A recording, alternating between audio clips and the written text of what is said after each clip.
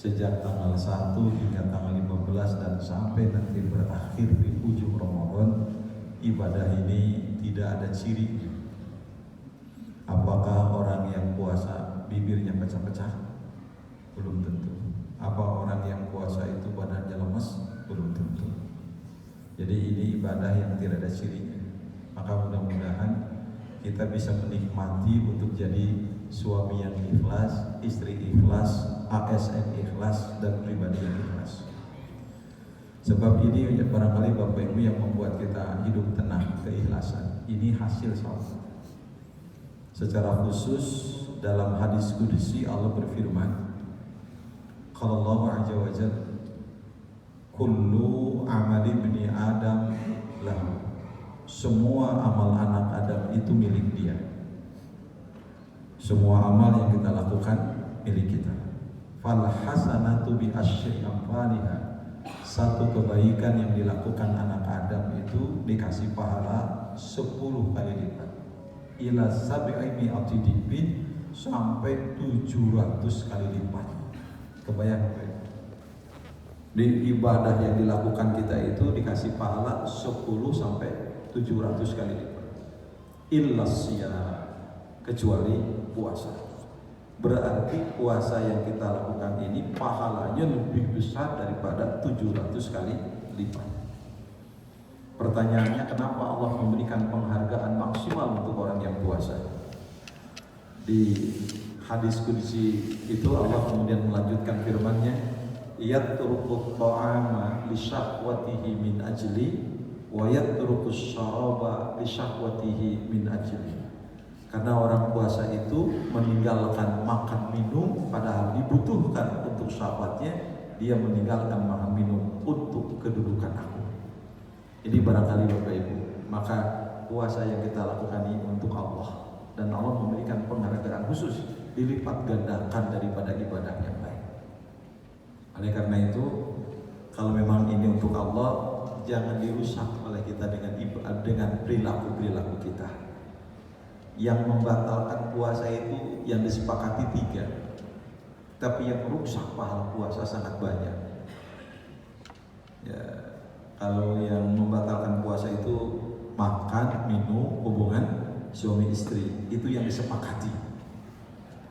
Kalau waktu saya di kampung dulu itu oleh emak saya dilarang ngorong.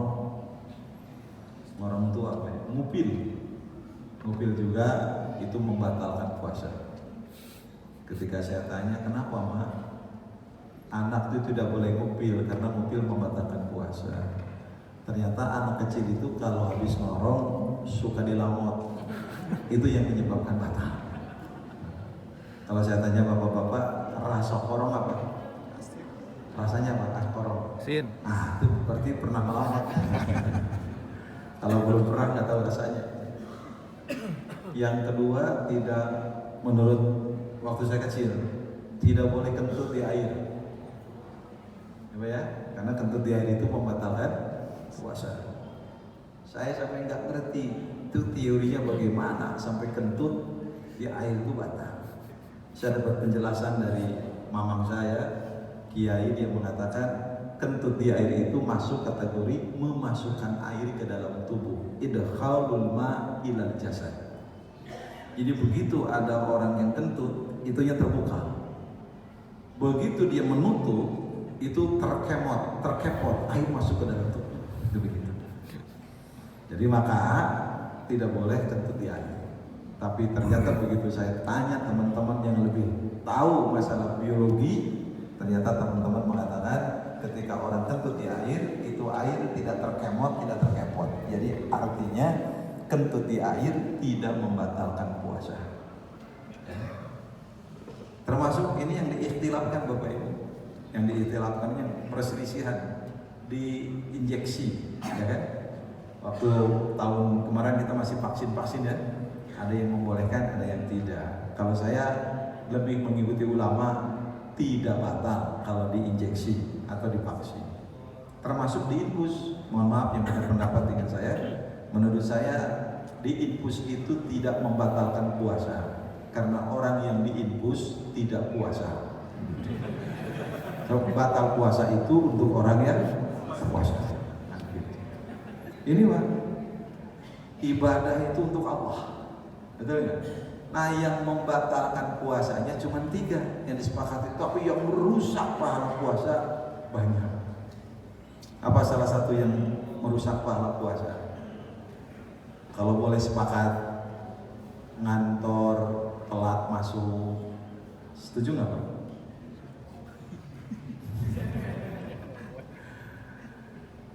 Mempersempit belanja istri, setuju nggak? Itu merusak pahala puasa. Kenapa? Karena istri itu amanah, tidak boleh dipersempit ruang hidupnya. Mempersempit istri sama dengan itu membunuh secara pelan-pelan. Setuju Pak? Bu Ibu setuju. Jadi ini bisa merusak pahala puasa kita. Kalaupun tidak, akan terjadi bentrokan suami istri, betul nggak? Menghina orang itu sama. Maka ketika kita memberi kebahagiaan kepada orang, itu pahala berlipat ganda. Bahkan Rasulullah mengatakan amal yang terbaik itu salah satunya sururun tudkhiluhu ala muslim, kebahagiaan yang kau masukkan kepada hati seorang muslim. Makanya Bapak mesti ngerti kenapa bulan Ramadan Persib sama Persija kalah 2-0. Karena pemain Persib ingin memiliki ibadah yang baik, membuat warga Jakarta bahagia, dan akhirnya Jakarta menang, Persib mengalah untuk mendapatkan pahala di sisi Allah. Betul nggak Pak? Kebayang sama Bapak bahagianya orang-orang Jakarta, Jackmania, selamat ya, atas kemenangan karena Persib mengalah. Sebab kalau kalah lagi kasihan. Kan dulu kemarin di Bandung kalah 2-1 ya. Nah, kemarin Persib mengalah 2-0. Begitu juga ketika Persib mempersilahkan PSM untuk juara Liga Indonesia musim ini. Karena PSM belum pernah juara, Persib sudah merasakan 2 kali juara. Itu kebahagiaan yang dimasukkan kepada hati orang muslim, itu ibadah yang tak bernilai di sisi Allah. Setuju Pak? Kita itu ngambil ibroh. Nah, makanya yang membatalkan puasa itu cuma 3, yang merusak puasa banyak. Makanya wajar kemudian Imam Ghazali membuat tingkatan orang puasa itu kan 3 tingkatan. Yang pertama saumul awam, saumul umum. Dia tidak makan, tidak minum, tidak hubungan suami istri pada waktu yang telah ditentukan. Itu saja yang dia lakukan. Yang kedua saumul khusus, tidak makan, tidak minum, tidak hubungan suami istri, menjaga seluruh anggota tubuh dari perbuatan maksiat. Nah, yang paling tinggi saum khususin khusus. Dia tidak makan, tidak minum, tidak melakukan hubungan suami istri, menjaga seluruh tubuh dari perbuatan maksiat, dan memfokuskan hati dan pikiran yang tertuju kepada Allah, dan dihindarkan hati dan pikiran dari perkara-perkara dunia yang rendah. Ini Bapak Ibu. Nah, makanya kita fokuskan ibadah saum kita untuk Allah. Jangan sampai kemudian saum yang kita lakukan itu kemudian hancur gara-gara tingkah laku kita. Itu Bapak Ibu sekalian. Nah, oleh karena itu inilah pelajaran penting buat saum yang sudah 15 hari kita lakukan ini. Mudah-mudahan kita tambah ikhlas. Karena ini ibadah nggak kelihatan Pak, betul nggak? Kalau Bapak sholat zuhur kelihatan nggak? Ini syiar. Ibadah sholat zuhur itu syiar, sholat itu syiar, haji syiar, umroh syiar, sedekah syiar kelihatan. Tapi kalau saum nggak kelihatan. Makanya Bapak nggak ada alasan. Bapak kenapa nggak ke masjid? Sholatnya di ruangan terus. Takut ria Ustaz? Nggak ada. Karena kalau sudah ibadah sholat itu syiar, harus kelihatan orang. Kan begitu. Seperti Bapak umroh kelihatan, Bapak minta doa kelihatan. Jaga keikhlasan kita, betul nggak? Sebab ibadah syiar itu harus kuat keikhlasannya. Kita jaga keikhlasan, luar biasa. Bapak tiba-tiba umroh nggak bilang-bilang sama tetangga. Begitu pulang sudah digundul, betul nggak? Pulang umroh, kata teman, bos 2 minggu nggak kelihatan, kemana aja? Bapak udah bilang, 28 juta botak. Nah, itu kan udah riak Pak itu. Hati-hati dengan ibadahnya. Karena ikhlas di hati, riya di hati. Model tadi Bapak masukin kencering, uang ke dalam kencering. Apa yakin orang yang ditutup begini ikhlas? Belum tentu. Betul nggak? Jangan-jangan dia malu cuma 200. Betul nggak? Ikhlas itu di hati, dia di hati. Apa boleh sedekah diumumkan? Boleh. Jaga hati. Bapak katakan namanya Pak Budi. Saya Ahul. Pak Budi, 200 juta diumumkan sama DKM. Sumbangan ke masjid. Pak Wawan, 100 juta. Saya nyumbang 700 juta. Hamba Allah 700 juta. Saya bilang di hati, nah itu gue. Sama hancur. Jadi ibadah Ramadan ini, saum ini mengajarkan kita untuk ikhlas. Saya yakin Bapak insya Allah gajinya naik karena Presiden sudah mengumumkan. Ya kan Pak? Ya tahu naiknya kapan? THR Bapak dapatkan. Saya tanya, apa keperluan Bapak terhadap uang lebih banyak daripada istri? Tidak. Kadang keperluan kita tidak lebih banyak dari istri kita, tapi kita jadi suami yang ikhlas. Betul? Apa yang istri kita minta itu adalah surga yang dia siapkan untuk kita. Semakin istri banyak permintaan kepada suaminya, itu wanita surgawi yang telah membuka pintu surga untuk suaminya. Setuju Bapak? Betul Pak? Landasannya ibadah. Maka kenapa banyak orang rumah tangganya tidak bahagia? Karena tidak menganggap ibadah. Setiap bapak ngasih uang ke istri, ibadahnya ada. Tambah banyak nasi, tambah banyak pahala. Semakin bapak menyerahkan total harta kepada istri, itu ibadah yang tak ternilai di hadapan Allah. Setuju? Bapak gak usah nahan-nahan. Toh apa yang kita keluarkan nanti akan diminta pertanggungjawaban di hadapan Allah. Kalau istri kita pegang harta kita, nanti di akhirat dia akan menderita. Karena dia akan diaudit oleh malaikat secara ketat, komprehensif. Saya sudah menyerahkan semuanya Pak. Kecuali 3 yang tidak saya serahkan. 1 perpustakaan di lantai 2 rumah saya, 2 pesantren yang dibangun, dan yang ketiga jabatan saya di kampus. Itu tidak saya serahkan ke istri. Semua sudah saya serahkan ke istri. Begitu saya ditanya oleh malaikat, Umaydi, mana hartamu? Saya tinggal jawab, tanya istri saya. Nanti dia yang akan menderita diaudit secara ketat oleh malaikat.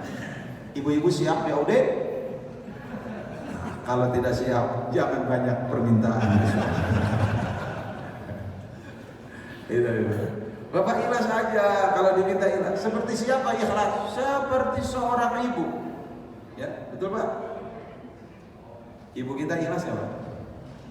Saya tanya, Bapak menemukan nggak ada seorang ibu yang tidak ikhlas?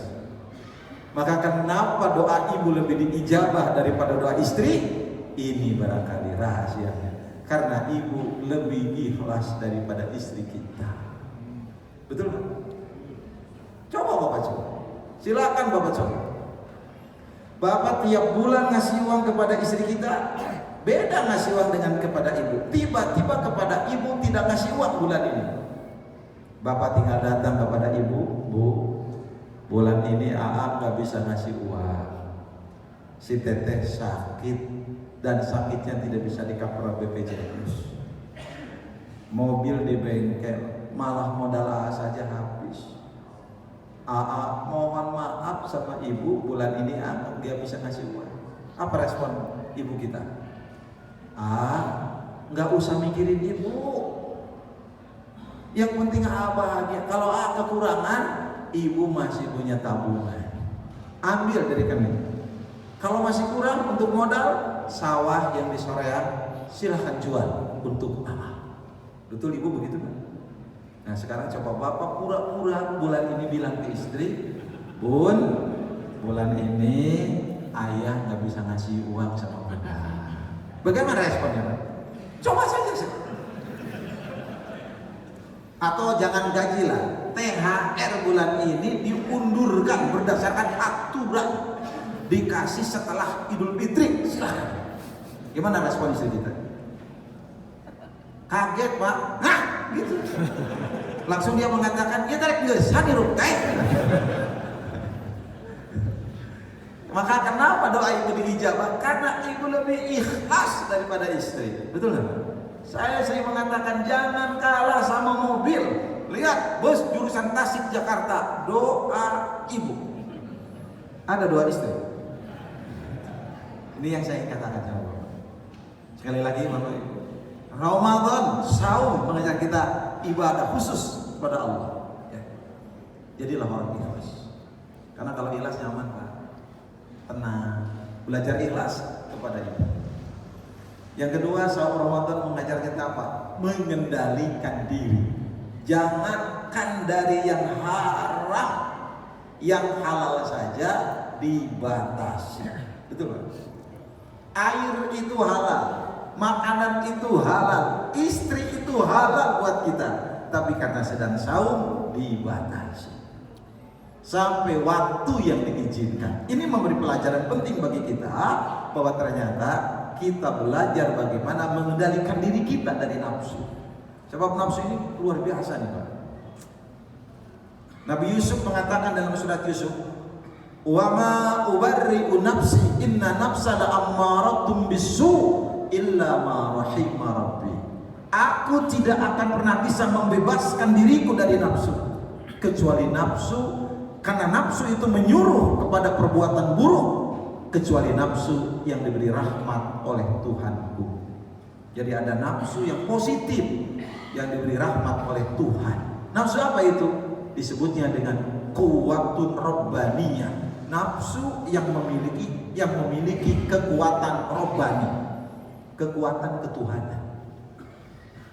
Bapak pengen ngaji, pengen baca Quran, pengen sidqah, pengen belajar, itu kuwatun robbaniyah. Tapi ada 3 nafsu yang memiliki kekuatan negatif. Yang pertama, kuwatun bahimiyah, kekuatan kebinatangan. Ada. Contohnya apa?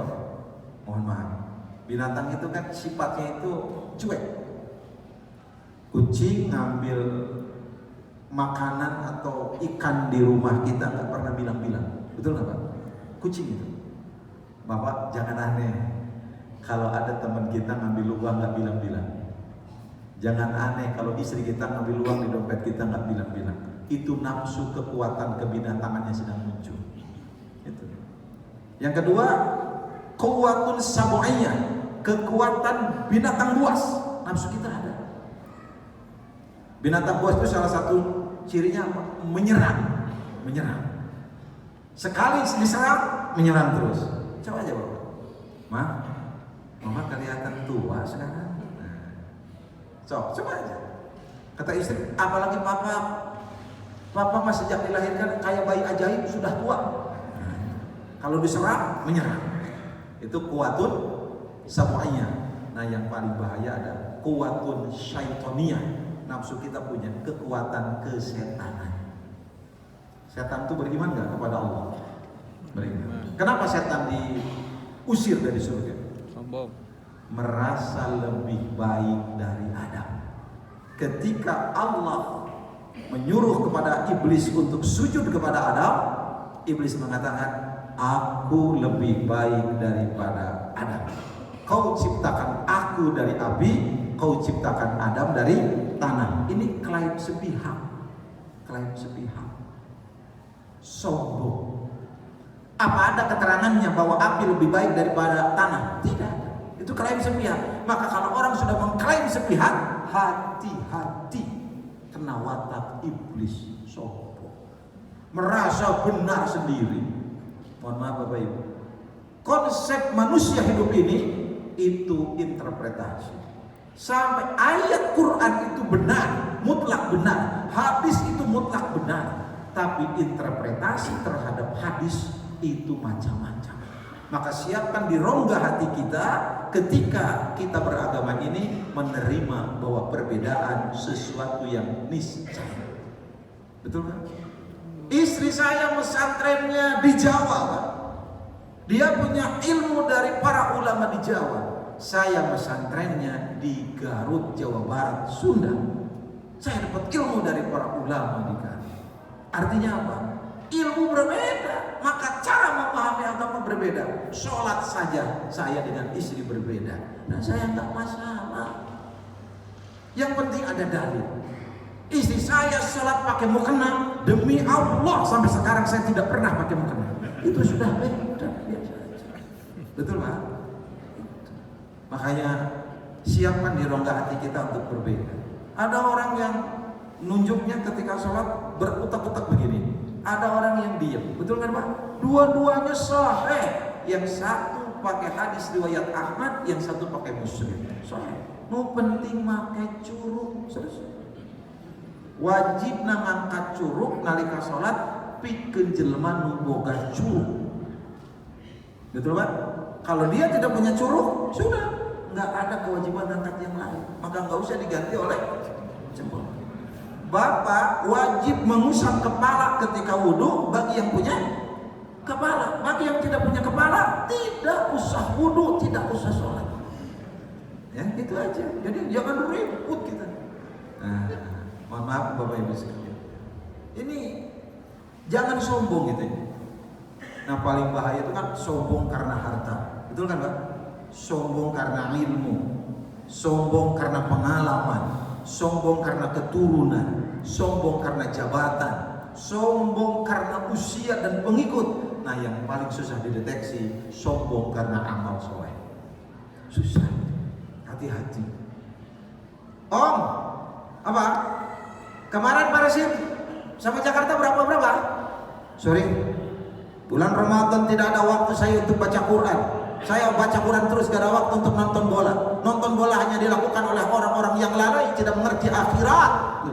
Sombong gak menurut Bapak itu? Bapak tanya aja, jawab aja, enggak tahu, selesai. Gak usah disebutkan nonton bola lalai. Justru para pemain Persib kemarin sudah melakukan kebaikan untuk orang Jawa Barat. Betul gak Pak? Bapak bahagia Persib menang 3-1 lawan Persis Solo. Itu ibadahnya orang-orang Persib. Betul tidak? Ambil. Yes. Kan gitu. Padahal Persib itu ketinggalan 1-0. Babak pertama itu luar biasa itu. Babak pertama 1-0, tapi bagaimana pelatih mengolah itu? Ya, David Silva bagaimana maju mundur 2 gol diciptakan. Betul nggak? Yang lebih sedih kan awal mula penalti tidak masuk, tapi akhirnya masuk juga kan? Itu kersane Gusti Allah itu. Allah mendorong pemain Persis Solo untuk maju ke depan kotak penalti, padahal itu belum ditendang. Wasit benar tindakannya. Saya mendukung 1000%. Sehingga diulangi dan masuk gol. 2-1 buat Persib. Ditambah gol terakhir jadi 3-1, luar biasa. Makanya David Silva nggak mungkin dilepas oleh Persib. Kan begitu. Tapi tergantung takdir Allah. Kan gitu. Ini, jadi kita tuh nggak boleh sombong. Itu sombong itu apa? Sifat iblis. Betul kan Pak? Nggak kerasa itu Bapak. Nggak kerasa. Kita dianjurkan dengan saum Ramadan ini untuk bisa mengendalikan diri, terutama dari nafsu-nafsu yang negatif tadi. Dan yang ketiga Bapak Ibu, di antara hikmah ibadah saum, esensinya kita dapatkan hari ini apa? Sudah 15 hari ini, ternyata saum itu ternyata tidak hanya kesolehan individual ritual yang kita dapatkan dari ibadah saum, tapi juga ibadah sosial yang kita dapatkan. Salah satunya apa?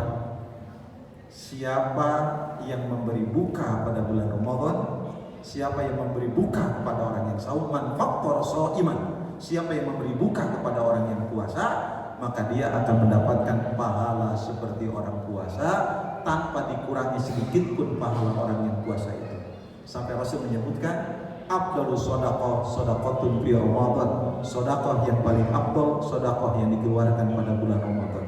Sampai dalam hadis yang lain disebutkan Rasulullah didatangi malaikat Jibril setiap malam pada bulan Ramadan untuk kembali mengkaji Al-Quran, dan ketika Jibril datang di siang harinya Rasulullah lebih dermawan lagi lebih cepat tangan Rasulullah mengeluarkan infak daripada angin yang berhembus.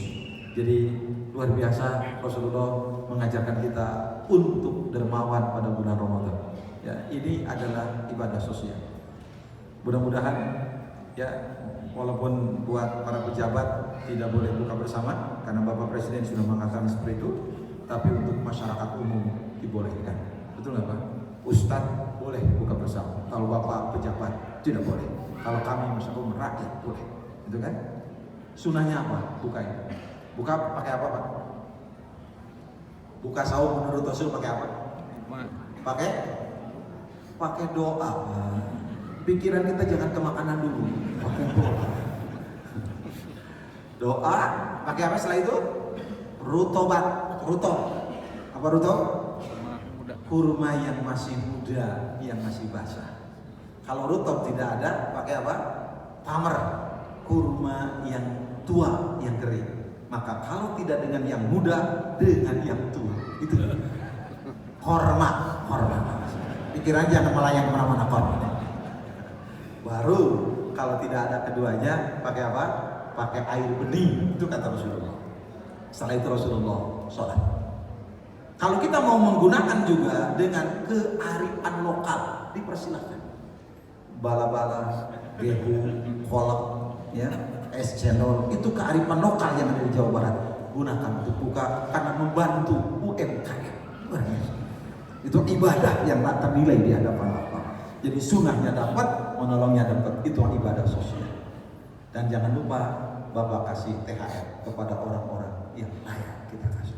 Kata itu ibadah sosial. Sudah jam 12:30 lebih seperempat. Tadi saya diminta 45 menit. Ya, mudah-mudahan Allah memberi berkah buat kita semua. Dan Bapak Ibu, kita laksanakan saum dengan sebaik-baiknya. Saya titip, jangan pernah kita mengurangi pahala ibadah saum karena diri kita. Justru kita harus meningkatkan ibadah saum dengan sebaik-baiknya. Pesan Rasulullah, kita melakukan ibadah saum dengan penuh keimanan kepada Allah. Man shoma Ramadhana imanan wa ihtisaban ghufira lahu ma taqaddama min dhanbihi. Lakukan dengan mujahadah, dengan sesungguh-sungguhnya, karena jangan-jangan ini Ramadan terakhir. Jangan-jangan Ramadan terakhir. Betul, karena kita tak tahu nasib kita besok. Lakukan dengan mujahadah.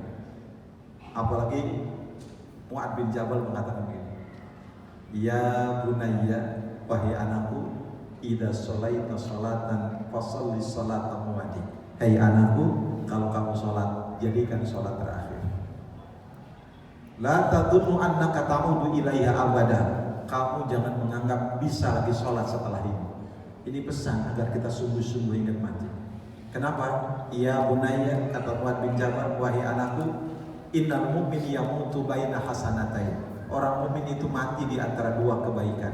Hasanatan qaddamaha wa hasanatan akharaha.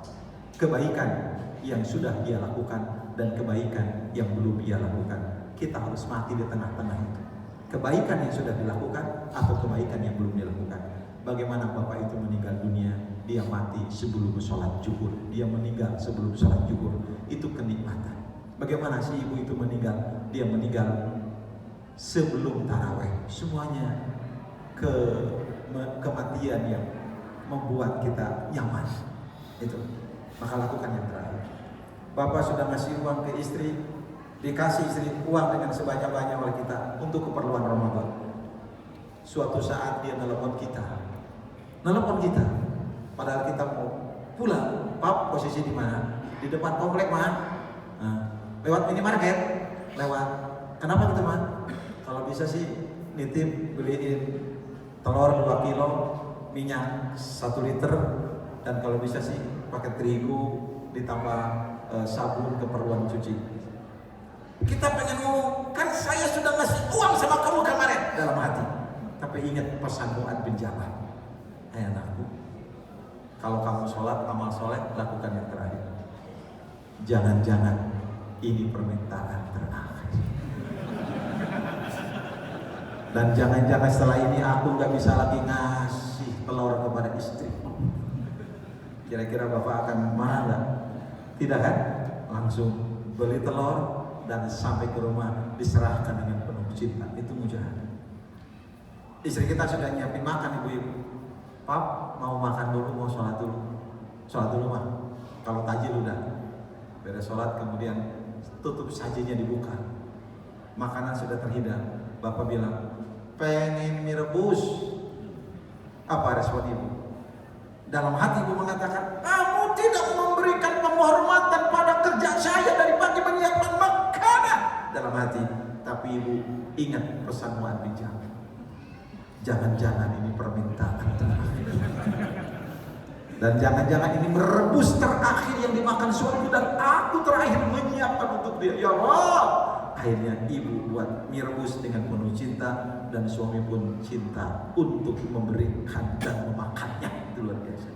Itu Bapak Ibu ya, lakukan mujahadah. Itu saja Pak. Mudah-mudahan kita bisa melaksanakan ibadah saum dengan sebaik-baiknya dan kita bisa derajat apa bisa raih dengan sebaik-baiknya. Saya titip, mudah-mudahan Persib tetap di klasmen kedua Liga Indonesia. Subhanakallahumma wa bihamdika asyhadu an la ilaha illa anta astaghfiruka wa atubu ilaik. Assalamualaikum warahmatullahi wabarakatuh.